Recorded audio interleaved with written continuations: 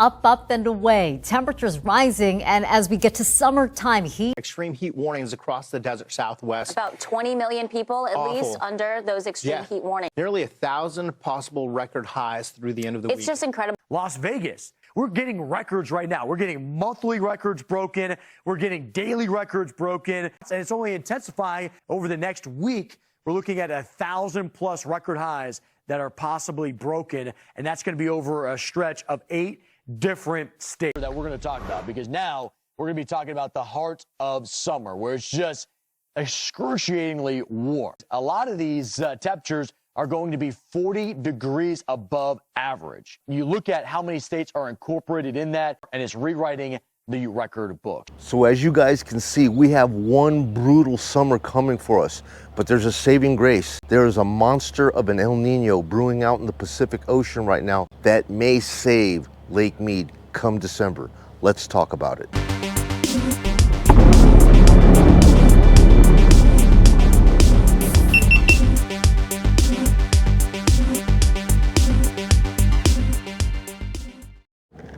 Hello everybody, welcome back. It's Joey again. You're watching VegasDtech with another neighborhood walk and talk. Looks like you guys really liked the video that I made for you last week when I took you out to Lake Mead and show you the pipes at the water pump station and just how much water has been lost over the past 4 decades out at Lake Mead. Oh, one more thing guys before we start. Remember how I was showing you just how terrible the roads were out here in Las Vegas? Remember that? All those cracks that you used to see in the streets? I guess, you know what? Complaining and making videos created this. That's right, we got all new paved streets, guys. No more cracks. But anyways, guys, let's go ahead and get into it. So guys, the water level at Lake Mead today is 1,048.1 inches, guys. We lost 2 more feet of water in just 2 weeks. So that's looking like about 1 foot of water drop per week. Now, I actually got the data report last night and then I checked it again this morning and we lost 5 inches of water overnight at Lake Mead, guys. So, you know what? We haven't even begun to start summer yet, and already, guys, we are seeing this water decline super exponentially. The amount of flow coming in, guys, is 9,000 cubic feet of water coming in, and the outflow is 14,000 coming out. The main target water level at Lake Mead that we're supposed to watch out for is 1,050 feet. We're at 1,048 flat. Now, why is that number important? Why that number is important, guys, is because of head pressure at the dam. Anything below 1,050 feet, the dam starts to lose the ability to generate power. And we're already at 1,048 on the way down. So already, what in the world? So we're already seeing water drop affecting the ability to make power. Now back in 2022, when we had that super drop where the water level went down to 1,040, there are 17 turbines out at Lake Mead. We have 9 of them on the Arizona side and 8 of them on the Nevada side. And we had to shut down the 9 that were on the Arizona side because there just wasn't enough head pressure to efficiently run all the turbines and generate power. And here's a chart of the last 5 years showing all of the drop. You can see here in 2022, that was the year that we lost all that water. And then in 2023, we had that atmospheric event where I think there was like such a high amount of snowpack in the Rockies that we had like 113% of what we normally would get up there. And that brought in a ton of water for the 2023 year that almost replenished everything that was lost. And then we've had a slow degrade of water since that time, 2024, 2025 to where we're at now in 2026. But we have a saving grace, guys. There is a Super El Niño brewing out in the Pacific right now. Now, guys, I'm not a climatologist or a meteorologist. I have a basic understanding of how, you know, the El Niño system and the El Niño systems work. How it works out, guys, is with the trade winds. The trade winds that blow along the equatorial equator of the Earth, it normally blows from the west to the east, okay? And sometimes it goes the opposite way, where it blows from the east to the west. When it blows from the west to the east, you get what's called a La Niña, which is supposed to be a wetter season. And then if it blows from the east to the west, you get an El Nino, which is a drier season. This year, it's going to be El Nino, but not just your regular El Nino, guys. We have El Nino on steroids, guys. Think of having a fever on top of a fever. That's exactly what is brewing right now out in the Pacific. They have temperature buoys that float out in the middle of the ocean out there in the Pacific, and anything that rises a half a degree Celsius would produce an El Nino, and if it drops half a degree, it will produce an El Niño. And right now, NOAA is stating that they see that the buoys are producing almost 2 full degrees Celsius of temperature, or 34 degrees above normal in the ocean, guys. So that's climate change for you.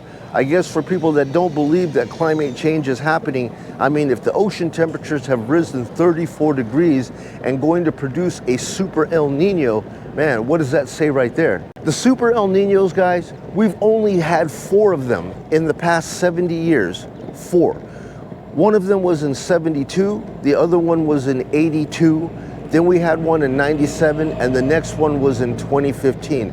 So 4 documented Super El Ninos in 70 years, and then this one predicted to happen again this year, 2026. The Super El Nino, guys, in March, it was only a 20% chance that it would happen, and then in April, it jumped up to 80%, and then right now, they've already boosted it all the way up to 100% probability that we will get the Super El Nino, and that comes in December. But if we've already seen this decline in water, God only knows how much we're going to see as the summer brings the heat on and evaporates a lot of that water.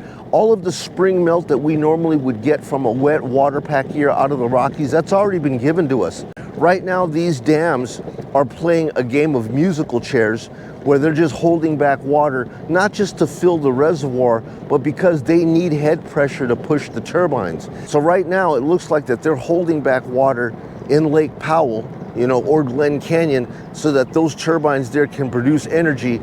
But anyways, guys, as far as this El Nino stuff is concerned, I said I'm not a meteorologist or a climatologist, but I did put together a little clip from NOAA which explains to you a little bit more about El Nino and the Super El Nino system that is potentially inbound in December. Here, have a look at it. And joining us now is Tim Bryce, Senior Meteorologist at the National Weather Service, El Paso. Mr. Bryce, let's start with this. What is a normal El Nino in simple terms, and then we'll get to this whole Super El Nino phenomenon? It's basically what happens is that it's just the waters in the Pacific Ocean are a little warmer than normal.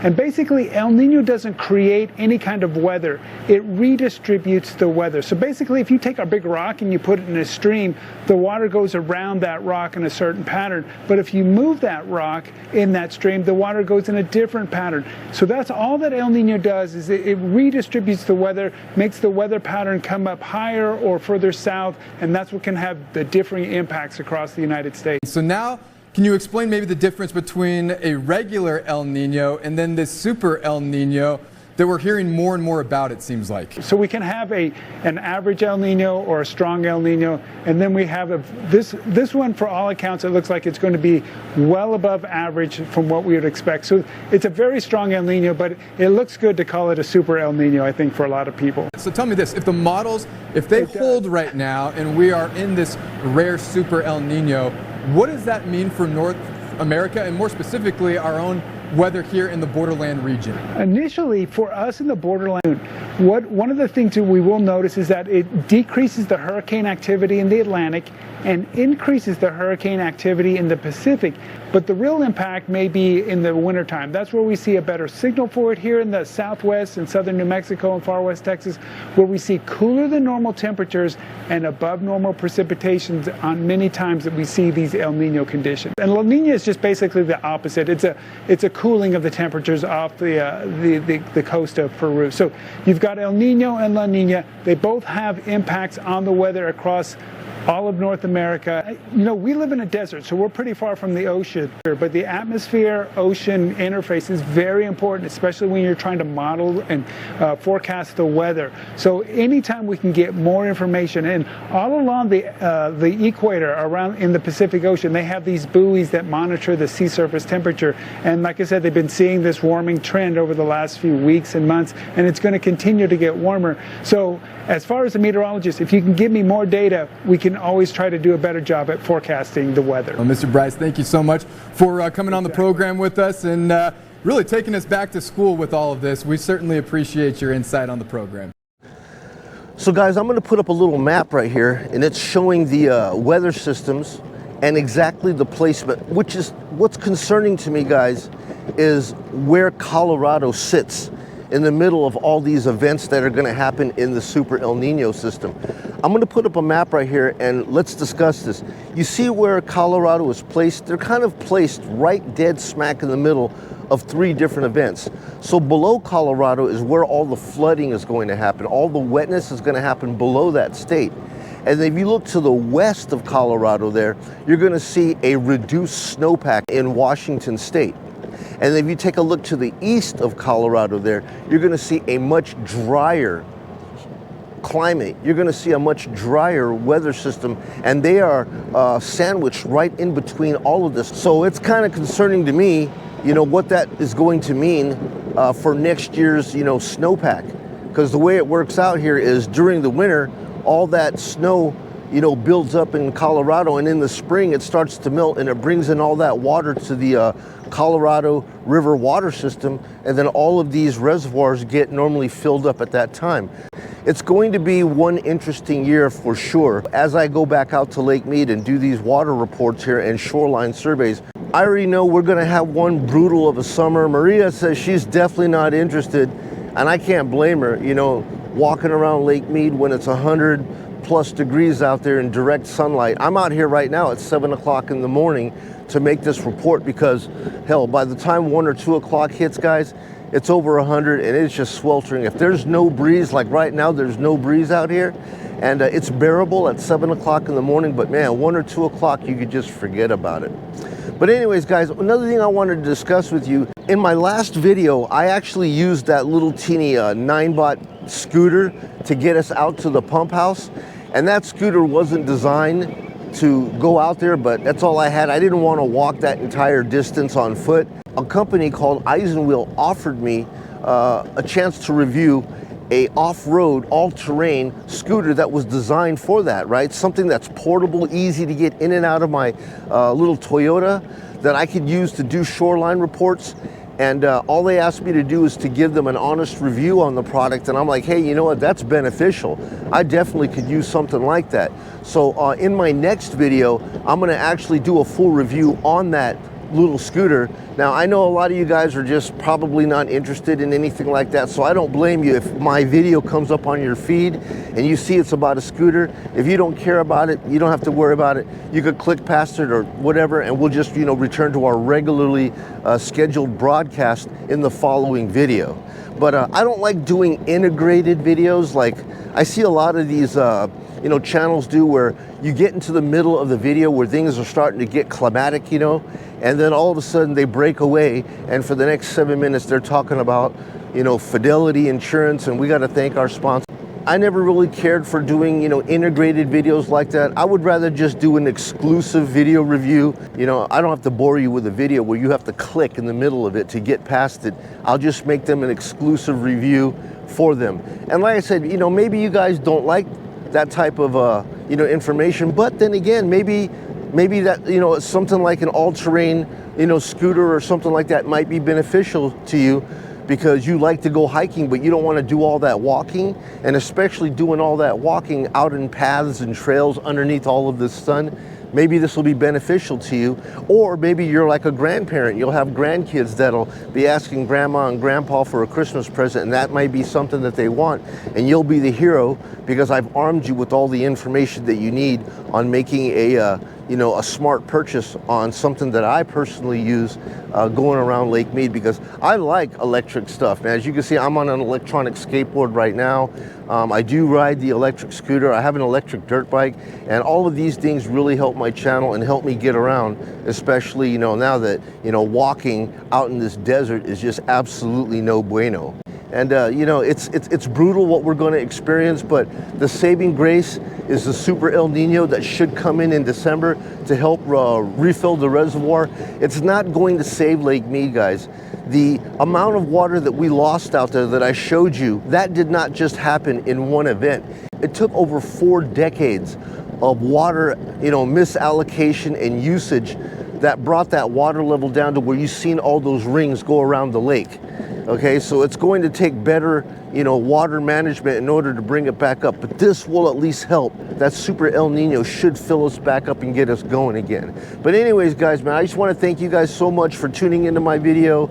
I appreciate you folks. I'm going to go ahead and get this thing home and start the editing, and I'll try to shoot this thing out, you know, by 5 o'clock this evening. As I'm going to go ahead and ride around on these beautifully paved streets here, instead of seeing those ugly cracks all over the place. Nice and smooth out here. And I just want to say thank you guys again. Sometimes it pays to complain, I guess, you know. But anyways, guys, that's everything I have for you guys on this report here. I hope you guys you know, enjoyed the content. If you guys found the video beneficial, useful, or even entertaining, please do me a kindness, like the video, subscribe if you haven't done so already. The last video, we had a phenomenal turnout on that one, guys. We got like 5,000 new subscribers and 200,000 views on one video, guys. So I'm ecstatic about that. Looks like you guys like, you know, the content that I'm making. And throughout the remainder of this year, I'm going to continue to run back to Lake Mead every so often to double check the shoreline report and give you guys the updates as the season and the summer progresses. So anyways, guys, everything I have for you today. Thank you again. I'm Joey. You're watching VegasDtech. You guys be well. I will catch you folks on the next video. Bye now.